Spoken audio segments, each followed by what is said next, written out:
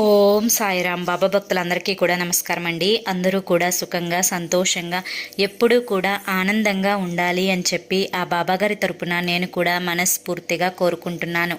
ఈరోజు బాబాగారు అందించే సందేశం ఏంటి